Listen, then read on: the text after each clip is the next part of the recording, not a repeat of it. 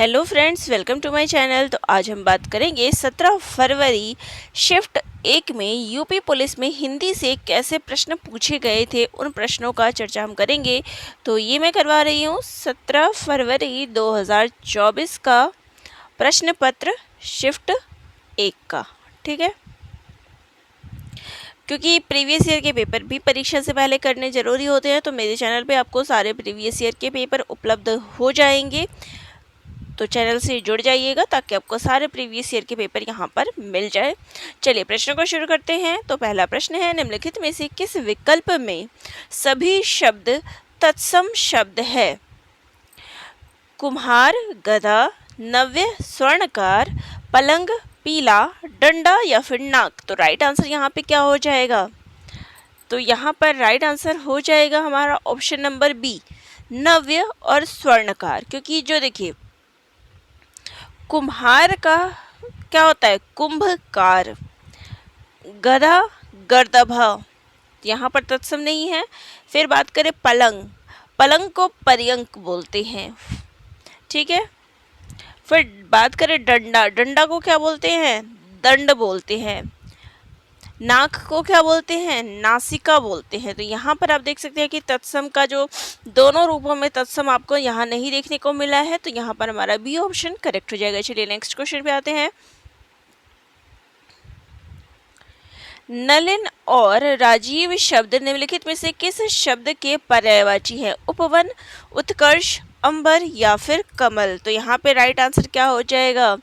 नलिन और राजीव ये कमल के पर्यायवाची अर्थ है। यहाँ पर हमारा डी ऑप्शन करेक्ट हो जाएगा। नेक्स्ट है, पूर्व और उत्तर के बीच की दिशा इस वाक्यांश के लिए एक शब्द निम्नलिखित में से कौन सा होगा? ईशान, वायव्य, अगन्य या फिर नैऋत्य। तो यहाँ पे राइट आंसर क्या हो जाएगा? राइट आंसर हो जाएगा हमारा ऑप्शन नंबर ए, ईशान कोण। देखिए हम यहाँ पे देख लेते हैं, पूर्व और उत्तर के बीच की दिशा को ईशान कोण कहा जाता है। पश्चिम और उत्तर के बीच की दिशा को वायव्य कोण कहा जाता है। पश्चिम और दक्षिण के बीच की दिशा को नैऋत्य कोण कहा जाता है। पूर्व और दक्षिण के बीच की दिशा को आग्नेय कोण कहा जाता है। तो देख लीजिए प्रीवियस ईयर में आया था, तो बाकी से भी पूछ सकते हैं। चलिए नेक्स्ट है, किस विकल्प में शब्द श्रुति सम भिन्नार्थक का सही अर्थ भेद है? प्रकृत, प्राकृत। पहले वाले प्रकृत का अर्थ होता है एक भाषा और दूसरे वाले का होता है यथार्थ। नेक्स्ट है शशधर और शशिधर। शशधर का तात्पर्य है चांद और शशिधर यानी शशि को धारण करने वाला शिव। ठीक है। फिर है व्रण यानी रंग और वर्ण यानी कि घाव। तो ये भी गलत है। विष, विष का तात्पर्य क्या होता है? जहर। यहाँ पे उल्टा दिया हुआ है, तो यहाँ पे हमारा ये ऑप्शन भी कट गया। देखिए, और प्रकृत और प्राकृत, प्राकृत का तात्पर्य होता है एक भाषा, ना कि यथार्थ होता है। ठीक है, तो हमारा ये ऑप्शन गलत हो जाएगा। तो हमारा बी ऑप्शन कि शशधर यानी कि चांद और शशिधर यानी कि शिव। नेक्स्ट है, निम्नलिखित में से किस विकल्प में शुद्ध वाक्य है? वह ऑफिस में बैठा मेरी प्रतीक्षा कर रहा था। 10 बजने को 15 मिनट है। दीन दुर्बलों को प्यार करना मानवता है। लड़के अध्यापक को प्रश्न पूछते हैं। अब देखिए, वह ऑफिस में बैठा मेरी प्रतीक्षा कर रहा था। वह ऑफिस में बैठकर मेरी प्रतीक्षा कर रहा था, यहाँ पे गलत है। 10 बजने को 15 मिनट, 10 बजने में 15 मिनट है, यहाँ पर करेक्ट वाक्य हो जाएगा। फिर बात करते हैं कि लड़के अध्यापक को प्रश्न पूछते हैं। तो लड़के अध्यापक को नहीं, अध्यापक से प्रश्न पूछते हैं।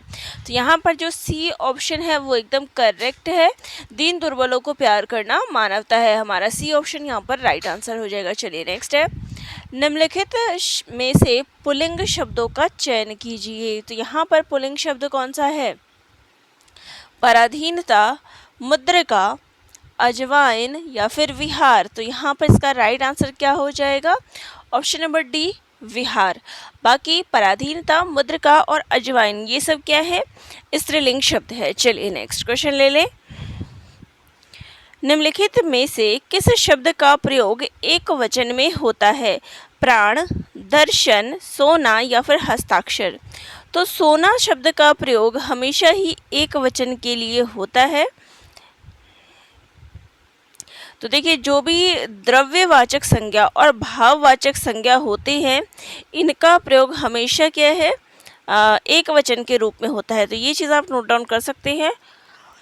इसके अलावा कुछ शब्द सदैव बहुवचन के रूप में होते हैं, जैसे प्राण, दर्शन, हस्ताक्षर, आंसू, दाम और अक्षत। ये हमेशा बहुवचन में मिलेंगे, लेकिन जो द्रव्य वाली चीज़ें होती है या फिर भाव वाली, वो हमेशा बहुवचन एक वचन में होगा। ठीक है, चलिए। हे ईश्वर दया करो, रेखांकित शब्द में कौन सा कारक है? संबोधन कारक, संप्रदान कारक, करण कारक या फिर कर्म कारक। तो यहाँ पे संबोधन किया हुआ है, हे ईश्वर।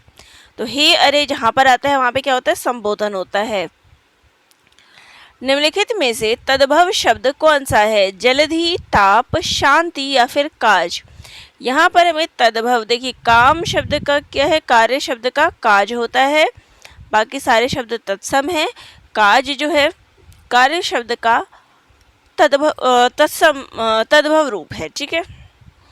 अभिभाषण शब्द में कौन सा उपसर्ग है? अभिभाषण। तो उपसर्ग कौन सा हो गया? अभी। बी ऑप्शन करेक्ट हो गया। नेक्स्ट है रक्त रंजित शब्द में कौन सा समास है? तत्पुरुष समास, द्वंद्व समास, अव्ययी भाव या फिर द्विगु। रक्त रंजित यानी रक्त से सना हुआ, रक्त में डूबा हुआ, आप इसको कह सकते हैं। तो यहाँ पे आ गया, तो यहाँ पे क्या आ जाएगा? तत्पुरुष समास आ जाएगा।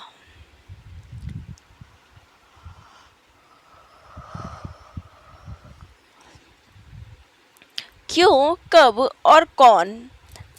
क्यों, कब, कौन से सर्वनाम के उदाहरण हैं? अनिश्चयवाचक, निश्चयवाचक, प्रश्नवाचक या फिर निजवाचक। क्यों, कब या कौन भी ले ले तो ये सारे प्रश्नवाचक सर्वनाम में आते हैं। बाकी देख सकते हैं। तो देखिए, पुरुषवाचक सर्वनाम में क्या आता है? मैं, तुम। निश्चयवाचक सर्वनाम में यह वह। अनिश्चयवाचक में कोई, कुछ। संबंधवाचक जो, सो। प्रश्नवाचक कौन, क्या, कैसे, ये सब आते हैं। निजवाचक आप, आपने, ये सारे निजवाचक हैं। चलिए, आपको मैंने अंतर बता दिया। चलिए नेक्स्ट क्वेश्चन है, मदिरालय शब्द के संधि विच्छेद का चयन कीजिए।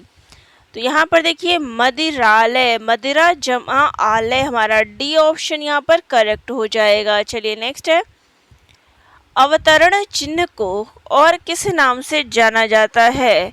तो अवतरण चिन्ह को अन्य उद्धरण नाम से भी जाना जाता है। ठीक है। तो देख सकते हैं, निर्देशक चिन्ह ये वाला होता है, कोष्ठक चिन्ह ब्रैकेट, योजक चिन्ह बीच में जो डैश होता है, अवतरण चिन्ह ये होता है जो कॉमा डबल वाला होता है, उसको अवतरण चिन्ह कहते हैं, और अर्धविराम ये बिंदी और कॉमा होता है। तो चलिए, ये सारे निशान हो गए, ये आपसे पूछ सकते हैं। नेक्स्ट है, सतसई शब्द में किस प्रकार के संख्या बोधक विशेषण का प्रयोग हुआ है? गणनावाचक, समुच्चय बोधक, आवृत्ति बोधक या फिर अनिश्चित संख्या बोधक। तो देखिए, इसमें अब अनिश्चित तो नहीं है, यहाँ पर कौन सा है? गणनावाचक नहीं, यहाँ पर आएगा। देखिए, गणनावाचक में क्या होता है? 1, 2, 10, 20 ऐसा आता है। आवृत्ति बोधक की बात करें, द्विगुना, तिगुना, चौगुना शब्द जो होते हैं वो आवृत्ति होता है। ठीक है। अनिश्चित तो है नहीं, सतसई तो आपका पता चला, ये समुच्चय बोधक विशेषण में होता है। ठीक है, चलिए नेक्स्ट क्वेश्चन ले लेते हैं। राधा ने पायल से चिट्ठी लिखवाई, इस वाक्य में कौन सी क्रिया है? प्रेरणार्थक क्रिया, नाम धातु क्रिया, संयुक्त क्रिया या फिर पूर्वकालिक क्रिया। राधा ने पायल से चिट्ठी लिखवाई, तो यहाँ पर कौन सी क्रिया हो गई? प्रेरणार्थक क्रिया हो गई। नेक्स्ट है, चिल्लाहट में कौन सा प्रत्यय है? आहट, चिल्ला, हट या फिर ची। तो यहाँ पे आहट प्रत्यय है। ठीक है। राम अभी सोएगा, इस वाक्य में कौन सा वाच्य है? इनमें से कोई नहीं, कर्तृवाच्य, भाववाच्य या फिर कर्मवाच्य। अब यहाँ पे किसकी बात हो रही है? राम की, कि राम क्या करेगा? सोएगा। तो यहाँ पे क्या हो गया? कर्तृवाच्य हो गया। ठीक है, जब भी कर्ता प्रधान होता है तो वहाँ पे कर्तृ होता है। चलिए, तिल का ताड़ बनाना, मुहावरे का अर्थ क्या है? साधारण बात को बढ़ा चढ़ाकर कहना, धाक बैठना, आक्रमण करना, व्यर्थ काम करना। तो यहाँ पे राइट आंसर हो जाएगा ऑप्शन नंबर ए, साधारण बात को बढ़ा चढ़ाकर कहना। नेक्स्ट है, परोक्ष का विलोम शब्द है द्रष्टव्य, स्थूल, अपरोक्ष या फिर प्रत्यक्ष। तो परोक्ष का जो विलोम होता है, परोक्ष यानी कि पीछे, तो प्रत्यक्ष यानी कि सामने। हमारा डी ऑप्शन यहाँ पर करेक्ट हो जाएगा। चलिए नेक्स्ट क्वेश्चन ले लें। चमड़ी जाए पर दमड़ी न जाए लोकोक्ति का निम्नलिखित में से कौन सा है? जान चली जाए पर पैसा न जाए, अत्यधिक कंजूस होना, पैसे का बहुत मोह होना, पैसा ही माँ बाप दोनों। तो ये राइट आंसर है कि अत्यधिक कंजूस होना। ठीक है, क्रोध किस रस का स्थायी भाव है? वीर रस, भयानक रस, रौद्र रस या फिर विभत्स रस। तो वीर जो है वो क्रोध जो है रौद्र रस का स्थायी भाव है। तो यहाँ देख सकते हैं रौद्र रस क्रोध, वीर रस उत्साह, भयानक रस भय, विभत्स जुगुप्सा या फिर घृणा। नेक्स्ट है, सोरठा के द्वितीय और चतुर्थ चरण में कितनी मात्रा होती है? तो सोरठा की बात हो रही है तो 13 इसमें मात्राएं होती है। सोरठा के द्वितीय और चरण, पहले में 11 होती है, इसमें 11 जमा 13 होता है। ठीक है, तो पहले और तीसरे में 11 होती है और दूसरे और चौथा में 13 मात्राएं होती है। ठीक है, और ये जो है सोरठा छंद जो है दोहे का उल्टा होता है, ये हमेशा पूछा जाता है। ठीक है, निम्नलिखित में से किस अलंकार में समान धर्म का होना अनिवार्य है? यमक, उपमा, उत्प्रेक्षा या फिर श्लेष। तो यहाँ पर समान धर्म की बात की है तो ये हमें उपमा में देखने को मिलता है। ठीक है, नेक्स्ट है, निम्नलिखित में से भाग शब्द का अनेकार्थी शब्द किस विकल्प में नहीं है? भाग का अर्थ क्या होगा? हिस्सा, सही है। बांटना, भागना या फिर ब्याज। तो यहाँ पे राइट आंसर हो जाएगा ब्याज। ब्याज जो है इसका विकल्प नहीं है, बाकी सारे इसके विकल्प हैं।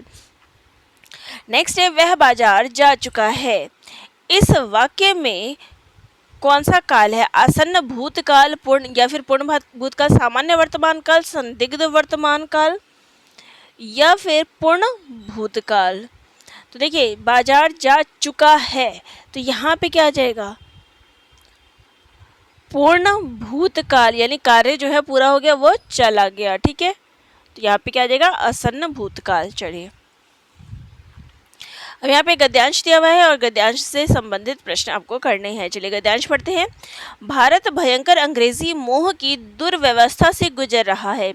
इस दुर्व्यवस्था का एक भयानक दुष्परिणाम यह है कि भारतीय भाषाओं के समकालीन साहित्य पर उन लोगों की दृष्टि नहीं पड़ती जो विश्वविद्यालय के प्रायः सर्वोत्तम छात्र थे और अब शासन तंत्र में ऊंचे ओहदों पर काम कर रहे हैं। इस दृष्टि से भारतीय भाषाओं के लेखक केवल यूरोपीय और अमेरिकी लेखकों से हीन नहीं हैं, बल्कि उनकी किस्मत मिस्र, बर्मा, इंडोनेशिया, चीन और जापान के लेखकों की किस्मत से भी खराब है, क्योंकि इन सभी देशों के लेखकों की कृतियाँ वहाँ के अत्यंत सुशिक्षित लोग भी पढ़ते हैं। केवल हम ही हैं जिनकी पुस्तकों पर यहाँ के तथाकथित शिक्षित समुदाय की दृष्टि प्रायः नहीं पड़ती। हमारा तथाकथित उच्च शिक्षित समुदाय जो कुछ पढ़ना चाहता है उसे अंग्रेजी में ही पढ़ लेता है। यहाँ तक कि उसकी कविता और उपन्यास पढ़ने की तृष्णा भी अंग्रेजी की कविता और उपन्यास पढ़कर ही समाप्त हो जाती है और उसे यह जानने की इच्छा ही नहीं होती कि शरीर से वह जिस समाज का सदस्य है उसके मनोभाव उपन्यास और काव्य में किस अदा से व्यक्त हो रहे हैं। चलिए क्वेश्चन देख ले। भारतीय लेखकों की किस्मत खराब है क्योंकि उनकी पुस्तकों के यहाँ के नागरिक गर्व योग्य नहीं मानते। वे अपनी भाषा के साहित्य को पढ़कर अपने समाज का हालचाल नहीं जानते। वे अपनी बात भारतीय शिक्षित पाठकों तक नहीं पहुँचा पाते या फिर वे अपनी भाषा में लिख नहीं सकते। तो यहाँ के जो लोग होते हैं वो गर्व योग्य नहीं मानते। ऑप्शन नंबर ए जो है यहाँ पर करेक्ट हो जाएगा। नेक्स्ट है उपयुक्त शीर्षक छांटिए। भारतीय लेखकों की दुर्दशा, भारतीय शिक्षितों की दुर्व्यवस्था, भारतीय शिक्षितों का अंग्रेजी मोह, या फिर भारत की दुर्व्यवस्था। यहाँ पे क्या होना चाहिए? भारतीय लेखकों की दुर्दशा के बारे में यहाँ पर चित्रण किया गया है। ठीक है। नेक्स्ट है भारत का सुशिक्षित समाज कौन सा साहित्य पढ़कर संतुष्ट हो जाता है? भारतीय, अंग्रेजी, देशी या फिर हिंदी? तो ये अंग्रेजी साहित्य पढ़कर खुश हो जाता है। नेक्स्ट है भारतीय भाषाओं के साहित्य के प्रति समाज के किस वर्ग में अरुचि की भावना है? नगरवासी, सुशिक्षित, अनपढ़ या फिर उच्च? राइट आंसर हो जाएगा ऑप्शन नंबर बी, सुशिक्षित। नेक्स्ट है भारतीय भाषाओं के लेखक अमेरिकी, यूरोपीय तथा चीन, बर्मा, जापान के लेखकों से भी हीन है, क्योंकि उनके साहित्य को भारत के सुशिक्षित लोग नहीं पढ़ते। वे अंग्रेजी के मोह से ग्रस्त है, उनके साहित्य को भारत में पढ़ा नहीं जाता, उनके स्वभाषा के प्रति गौरव नहीं है। तो राइट आंसर है उनके साहित्य को भारत के सुशिक्षित लोग नहीं पढ़ते। मीराबाई किसकी शिष्या थी? संत एकनाथ, संत तुकाराम, संत रैदास या फिर संत नामदेव? ये संत रैदास की शिष्या थी। नेक्स्ट है निम्नलिखित में से कौन सी भाषा पश्चिमी हिंदी से संबंध रखती है? राइट आंसर है यहाँ पे बांग्ड़ू। नेक्स्ट है निम्नलिखित में से नहीं कौन से प्रकार का रीतिवाचक क्रिया विशेषण है? तो नहीं यानी मना करना, तो ये आता है निषेधवाचक के अंतर्गत। ठीक है। निम्नलिखित में से समुद्र शब्द का पर्यायवाची शब्द है? वैराग, रत्नाकर, भोर या फिर भव? तो यहाँ पर समुद्र का पर्यायवाची क्या होता है? रत्नाकर। मेघ और मेध श्रुति संभिन्नार्थक शब्द का सही अर्थभेद कौन सा है? तो देखिए इस वाले मेघ का तात्पर्य क्या होता है? बादल। तो हमें बादल 2 में देखने को मिल रहा है। चलिए नेक्स्ट है मेध। मेध शब्द का तात्पर्य क्या होता है? तो मेध शब्द का तात्पर्य होता है यज्ञ। आप अश्वमेध यज्ञ याद होगा, अगर आपको वर्ड नहीं पता तो अश्वमेध आपने सुना होगा। तो ये क्या है? यज्ञ का तात्पर्य हो जाता है। यहाँ पर डी ऑप्शन करेक्ट हो गया। चलिए स्त्री जो अभिनय करती हो, वाक्यांश के लिए शब्द क्या होगा? नायिका, गायिका, अभिनेत्री या फिर नर्तकी? राइट आंसर हो जाएगा अभिनेत्री। नेक्स्ट है मानसरोवर किसकी रचनाओं का संकलन है? तो मानसरोवर जो है प्रेमचंद की रचनाओं का संकलन है। ठीक है। चलिए ये थी हमारी संपूर्ण प्रश्नोत्तरी, जो कि 17 फरवरी को प्रश्न पूछे गए थे पेपर में। तो आप सभी को आज की प्रश्नोत्तरी अच्छी लगी हो तो चैनल को लाइक ज़रूर करिएगा, सब्सक्राइब भी कर लीजिएगा, ताकि आपको यहाँ पर सारे ही वीडियोस मिल सके। धन्यवाद।